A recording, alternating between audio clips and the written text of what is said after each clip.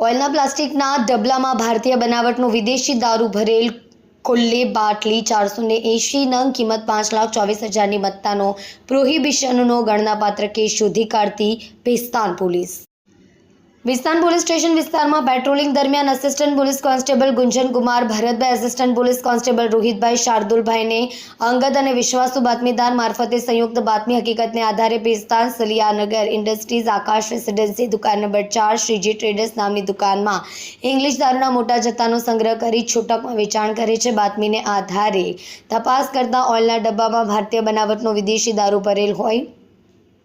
ઓઇલના પ્લાસ્ટિકના ડબલામાં ભારતીય બનાવટના વિદેશી દારૂની 1 લીટરની ખુલ્લી બાટલી નંગ 480 કિંમત 5,24,000ની એક Mahindra Bolero Maxx pickup registration MH48CB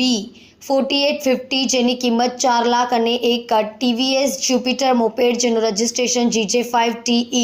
4297 કિંમત 50,000 મોબાઈલ ફોન કિંમત 10,000 મળી કુલ 9,84,000નો મળી આવ્યો હતો। ભારતીય બનાવટનો ઇંગ્લિશ દારૂનો જથ્થો રાખનાર આરોપી શૈલેન્દ્ર કુમાર વેદરામ સિંહ જાતેસિંહ ઉંમર 35 ધંધો ગેરેજ રહેવાસી શિવલક્ષ્મી અપાર્ટમેન્ટ મધુરમ સર્કલ ડિંડોલી સુરત મૂળ રહેવાસી ઉત્તર પ્રદેશ રામકુમાર રામરાજ ઉપાધ્યાય ઉંમર 54 રહેવાસી ચતુર્ભુજ